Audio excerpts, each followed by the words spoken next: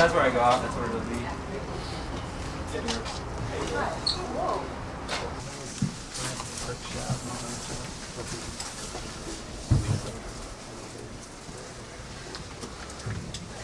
Our purpose today is simply just to remain here. We won't disrupt any of your business. We won't disrupt anybody coming into your office for business with the senator. Okay. But we do intend to be a presence. And Sure. We do not want, as we believe most Americans do not want, to sell out American interests, to simply withdraw, to raise the white flag of surrender. That would be unacceptable to many Americans. But we are concerned, as we believe most Americans are concerned, that the course we are following at the present time is deeply wrong. We are concerned, as we believe most Americans are concerned, that we are acting as if no other nations existed, against the judgment and desires of neutrals and our historic allies alike.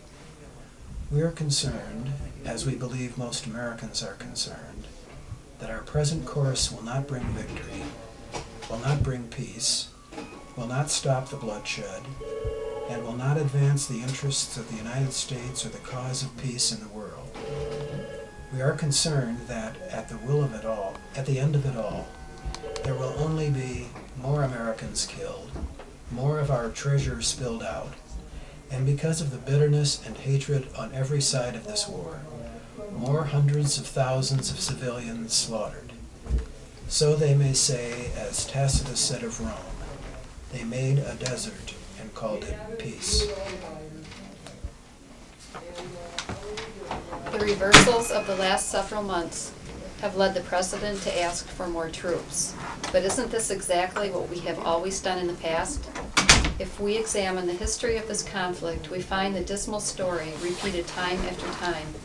Every time, at every crisis, we have denied that anything was wrong, sent more troops, and issued more confident communiques. Every time we have been assured that this one last step would bring victory, and every time the predictions and promises have failed and been forgotten, and the demand has been made again for just one more step up the ladder.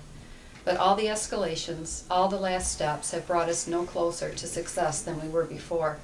And once again, the President tells us, as we have been told for years, that we are going to win. Victory is coming. It's becoming more evident with every passing day that the victories we achieve will only come at the cost of the destruction for the nation we once hoped to help.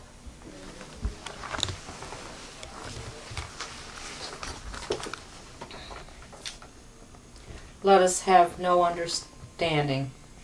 misunderstanding. Some of those we oppose are a brutal enemy indeed. Time and again, they have shown their willingness to sacrifice innocent civilians, to engage in torture and murder and despicable terror to achieve their ends. This is a war almost without rules or quarter.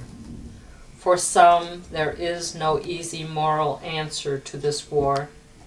What we must ask ourselves is whether we have a right to bring so much destruction to another land without clear and convincing evidence that this is what the people want. But that is precisely the evidence we do not have.